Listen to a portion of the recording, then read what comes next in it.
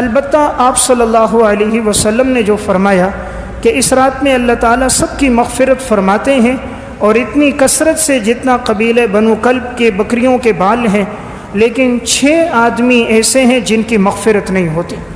ان 6 کا تذکرہ شعب الایمان کی روایت میں۔ تو ہم میں کوئی ایسا آدمی نہ ہو کہ جو ان 6 میں شامل ہو اور اس بابرکت رات میں بھی اس کی مغفرت نہ ہو۔ ان میں سب سے پہلا انسان مشرک، جو اللہ کے ساتھ غیر اللہ کو شریک کرنے والا ہو، چاہے اللہ کی صفات میں ہو، اللہ کی ذات میں ہو، جو غیر اللہ کو شریک ٹھہرائے گا اس رات میں اس کی مغفرت نہیں۔ دوسرا آدمی آپ نے فرمایا مشاحن، جو اپنے دل میں کسی کے لیے کینہ اور بغض رکھتا ہو، اپنے دل میں کسی کے لیے نفرت رکھتا ہو، اس کی اس رات میں مغفرت نہیں ہوتی۔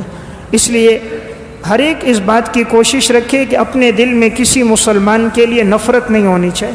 حدیث میں آتا ہے رسول اللہ صلی اللہ علیہ وسلم نے فرمایا، ہر پیر اور جمعرات کو اعمال اللہ کے ہاں پیش ہوتے ہیں، ہر ایک کا عمل قبول ہوتا ہے، لیکن جس کے دل میں کینہ ہو اس کا عمل قبول نہیں ہوتا۔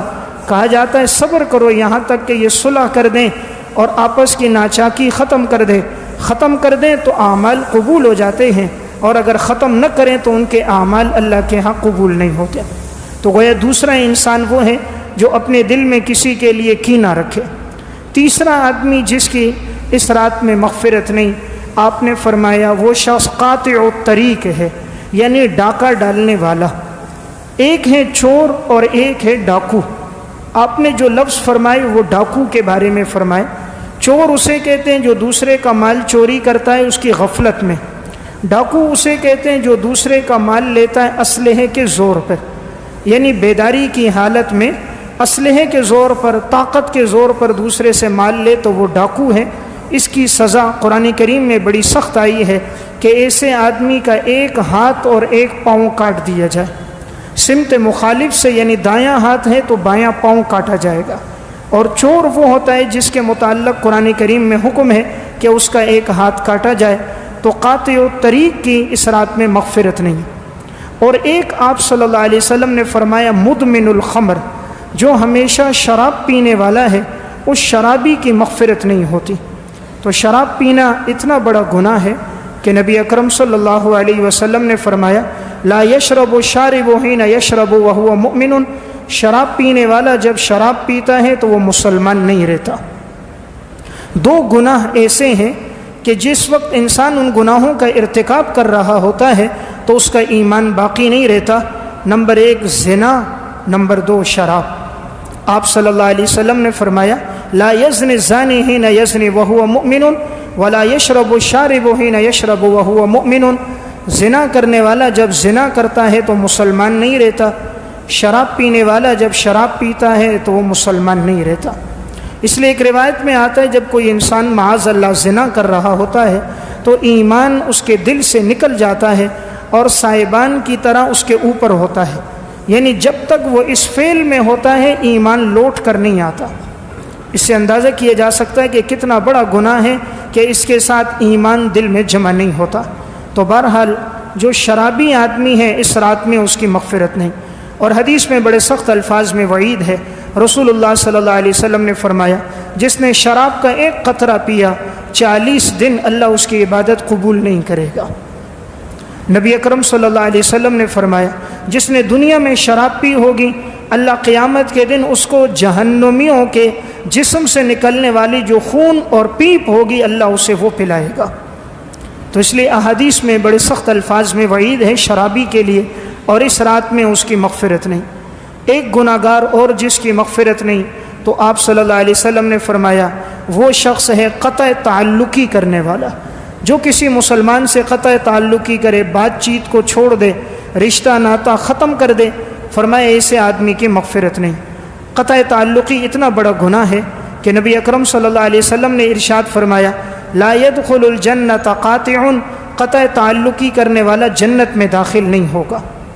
رسول اللہ صلی اللہ علیہ وسلم نے ارشاد فرمایا لا يحل لأحد ان يهجر اخاه فوق 3 فمن هجر فوق 3 فمات دخل النار، کسی کے لیے حلال نہیں کہ وہ 3 دن سے زیادہ کسی سے قطع تعلقی کرے، اور اگر کسی نے 3 دن سے زیادہ قطع تعلقی کی اس حال میں اسے موت آ گئی، آپ نے فرمایا فمات دخل النار، جیسے مرے گا جہنم میں داخل ہوگا۔ اتنے سخت الفاظ میں وعید سننے کے بعد بھی اگر کوئی مسلمان قطع تعلقی کے گناہ سے نہیں بچتا تو شاید دل میں ایمان نہیں ہوگا، ورنہ پیغمبر کا فرمان سنیں کہ جن کی زبان سے نکلنے والا ہر قول 1000% سچا، وما ينطق عن الهوى ان هو الا وحی یوحی، جو بات کرتا ہے پیغمبر وہ وحی سے کرتا ہے، پیغمبر اپنی خواہشات سے نہیں بولتا، اللہ کے حکم سے بولتا ہے۔ تو رسول اللہ صلی اللہ علیہ وسلم فرما رہے ہیں جس نے قطع تعلقی کی 3 دن تک اس حال میں موت آ گئی جہنم میں داخل ہوگا۔ اس لیے انسان اس گناہ سے بچے۔ بعض لوگ رسم و رواج کی وجہ سے، اپنے گھر والوں کی وجہ سے، بچوں کی وجہ سے، کاروبار کی وجہ سے دوسرے سے ناراض ہو جاتے ہیں، عرصہ دراز گزر جاتا ہے، بھائی بھائی سے بات نہیں کرتا، بھائی بہن کے گھر نہیں جاتا، رشتہ داروں کے ہاں آنا جانا بند کر دیتے ہیں، وہ سمجھتے ہیں یہ کوئی معمولی بات ہے، حالانکہ امام الانبیاء نے اس بارے میں بڑی سخت وعید بیان فرمائی۔ چھٹا اور آخری آدمی جس کی اس رات میں مغفرت نہیں ہوتی، وہ نبی اکرم صلی اللہ علیہ وسلم نے فرمایا وہ ہے العاق لوالدیہ، والدین کا نافرمان۔ والدین کے نافرمان کی اس رات میں مغفرت نہیں ہوتی، تو یہ ایک بہت بڑا گناہ ہے۔ اس لیے والدین اللہ کی طرف سے ایک بہت بڑی نعمت اور عطا ہے، جن کے ہیں وہ قدردانی کریں، اور جن کے دنیا سے جا چکے ہیں وہ ان کے لیے ایصال ثواب کریں۔ دنیا میں ہر نعمت انسان کو دوبارہ مل جاتی ہے، لیکن ماں باپ کی نعمت انسان کو دوبارہ نہیں ملتی، اور انسان کو پھر ان کی قدر آتی ہے جب وہ دنیا میں موجود نہیں ہوتے۔ اللہ تعالیٰ نے قرآن میں جہاں کہیں اپنا حق بیان کیا، اس کے متصل بعد والدین کا حق بیان کیا، اور فرمایا لا تقل لہما اف، ان کے سامنے زبان بھی نہ کھولو، ولا تنہرہما، انہیں جھڑکو نہیں، وقل لہما قولا کریما، ان کے سامنے بات نرمی کے ساتھ کرو، واخفض لہما جناح الذل من الرحمہ، ان کے سامنے اپنے بازوؤں کو خدمت کے لیے بچھا دو، وقل رب ارحمہما کما ربیانی صغیرا، اور یہ دعا کرو کہ اے اللہ تو ان پر اس طرح رحم فرما جس طرح انہوں نے بچپن میں میری تربیت کرتے ہوئے میرے اوپر رحم کیا۔ تو اللہ تعالیٰ نے والدین کا اتنا مرتبہ بیان فرمایا کہ ان کے سامنے اف بھی نہ کہو، زبان کھولنا تو دور کی بات، زبان درازی کرنا تو دور کی بات، جھگڑا کرنا تو دور کی بات، گریبان میں ہاتھ ڈالنا تو دور کی بات، سختی اور سخت لہجے سے پیش آنا تو دور کی بات۔ اللہ رب العالمین فرما رہے لا تقل لہما اف، والدین کو اف بھی نہ کہو۔ حضرت حسن رضی اللہ تعالیٰ عنہ فرماتے ہیں اس کا مطلب یہ ہے کہ اگر والدین بوڑھے ہو جائیں، معذور ہو جائیں، اور وہ بستر پر بول و براز کریں، اور تم ان کے پیشاب اور پخانے کو اپنے ہاتھوں سے صاف کر رہے ہو، اس دوران بھی زبان سے اف بھی نہ کہنا۔ صحت اور تندرستی کی حالت تو الگ ہے، اس وقت بھی جائز نہیں۔ اس لیے والدین کا نافرمان جو ہوگا اس رات میں اس کی مغفرت نہیں ہے۔ اس لیے انسان اگر اس گناہ میں خدا نہ کرے ہے تو توبہ کر دے۔ دنیا میں 2 گناہ ایسے ہیں اللہ ان کی سزا انسان کو نقد دنیا میں دیتا ہے، نمبر 1 ظلم، نمبر 2 والدین کی نافرمانی۔ باقی ہر گناہ کے لیے سزا تو آگے شروع ہوتی ہے، لیکن یہ 2 سزائیں ایسی ہیں جو دنیا میں ہی اللہ تعالیٰ انسان کو دے دیتا ہے۔ اردو کی ایک کتاب ہے والدین کی اطاعت اور نافرمانی واقعات کی زبانی، اس میں انہوں نے واقعہ لکھا۔ ایک شخص کی والدہ تھی، وہ بوڑھی ہو گئی، اس نے اپنے پسند کی شادی کی تھی، محبت کی شادی تھی، چند ماہ تو گزر گئے۔ اب اس نوجوان کی والدہ کو مرگی کی بیماری ہو گئی۔ بیماری کی وجہ سے کبھی وہ بے ہوش ہو جاتی، کبھی نیچے گر جاتی۔ تو چند دن تو بہو نے خدمت کی، اب اس نے جھگڑے شروع کر دیے اور اپنے شوہر سے کہا اس گھر میں یا میں رہوں گی یا تمہاری ماں رہے گی، یہ روز روز کی خدمت مجھ سے نہیں ہوتی، یا اسے نکالو یا مجھے نکالو، کوئی ایک فیصلہ کر دو۔ وہ بیوی کی محبت میں فریفتہ تھا، دین اور شریعت سے واقف تو تھا نہیں، عقل پر شہوت کا غلبہ تھا۔ اس نے کہا ٹھیک ہے میں اس بوڑھی اماں کو مار دوں گا۔ بوڑھی ماں مرگی کی بیماری میں تھی، تو ایک رات ماں سے کہنے لگا اماں جی اوپر چھت پہ چڑھتے ہیں، اوپر ہوا تازی لگتی ہے، تازی ہوا تمہیں لگے گی، آب و ہوا اچھی ہے، آپ کی صحت اچھی رہے گی۔ ماں تو ماں ہے، وہ اوپر چلی گئی۔ جیسے اوپر چھت پہ پہنچی تو چھت کے ارد گرد دیوار نہیں تھی۔ اس بدبخت بیٹے نے ماں کو اوپر لے جا کر اوپر سے نیچے دھکا دے دی، اور جب ماں اوپر سے نیچے گری تو اس کا وہیں پر انتقال ہو گیا۔ ماں تو دنیا سے چل بسی۔ اس دنیا میں بعض ظالم اور منافق ہوتے ہیں جو کرتوت بھی خود کرتے ہیں، ظلم بھی خود کرتے ہیں، مگر مچھ کی طرح پھر آنسو بھی بہاتے ہیں۔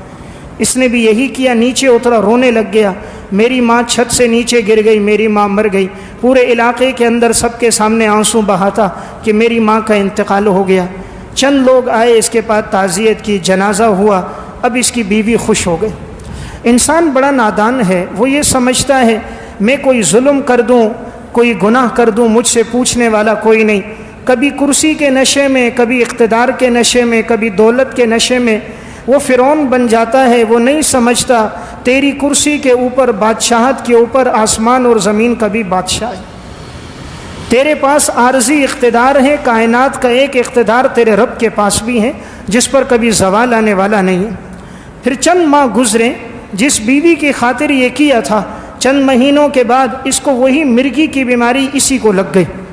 بیوی نے چند دن تو خدمت کی، لیکن عشق کا جو بھوت ہوتا ہے یہ چند مہینے تک ہوتا ہے۔ چند ماہ کے بعد عشق باقی نہیں رہتا۔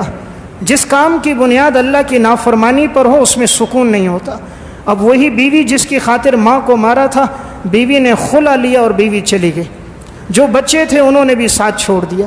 اب اسے بیماری جب ہوتی، دورہ پڑتا، کوئی اس کے قریب نہیں ہوتا تھا۔ علاقے کے لوگوں کو بھی پتہ چل گیا تھا یہ وہ بدبخت تھا جس نے اپنی ماں کو اوپر سے گرایا تھا۔ کوئی اس کے قریب آنے کے لیے تیار نہیں تھا۔ ایڑیاں رگڑتا رہتا تھا، کوئی پاس نہ آتا، کسی کو بلاتا، کوئی قریب نہ بیٹھتا۔ ایک دن اسی طرح اپنی بیماری کی حالت میں اپنی چھت پہ چڑھا، اور اسی چھت پر اسے پتہ نہ چلا، وہیں سے نیچے اس نے چھلانگ لگائی۔ یہ وہی جگہ تھی جس جگہ سے اس نے اپنی ماں کو دھکا دیا تھا۔ اسی جگہ پر پہنچ کر یہ اوپر سے نیچے گرا اور اس کا انتقال ہو گیا۔ تو اللہ نے ظلم کی سزا اسے دنیا میں دے دی۔ اس لیے میں عرض کر رہا تھا یہ وہ گناہ ہے کہ جس میں تاخیر کوئی نہیں، رب العالمین فوراً ہی انسان کو سزا دے دیتا ہے۔ تو والدین کے نافرمان کی مغفرت نہیں ہے۔ اس لیے دنیا میں بہت بڑا عطیہ ہے، وہ کوئی بات سخت لہجے میں بھی کہہ دیں تو انسان برداشت کرے، تھوڑی دیر کے لیے سوچیں انہوں نے میری خاطر کتنی تکلیفیں برداشت کی ہیں۔ ماں باپ جو اولاد کے لیے کرتے ہیں انسان تصور بھی نہیں کر سکتا۔ یہ وہ ماں ہی ہوتی ہے جو 9 مہینے تک اپنے پیٹ میں بچے کو اٹھا کے پھرتی ہے۔ انسان اپنے پیٹ کے ساتھ کوئی 4-5 کلو کا وزن باندھ دے، چند مہینے گھوم پھر کر تو دکھائے، لیکن ماں 9 مہینے یہ بوجھ برداشت کرتی ہے۔ پھر جب وضع حمل کی تکلیف ہوتی ہے وہ الگ وہ برداشت کرتی ہے۔ 2 سال تک بچے کی خدمت کرنا، دودھ پلانا، ماں اسے الگ برداشت کرتی ہے۔ تو ماں کی محبت کا کوئی ثانی دنیا میں موجود نہیں ہے۔ یہ وہ ماں ہی ہوتی ہیں، دسترخوان پہ بیٹھتی ہیں، سالن سامنے ہوتا ہے، بوٹی بیٹے کے آگے رکھتی ہیں، گوشت اپنے بیٹے کو دیتی ہے، بیٹا تم کھاؤ۔ بیٹا کہتا اماں جی تم لے لو، فرماتے نہیں مجھے بھوک نہیں ہے، مجھے طلب نہیں ہے۔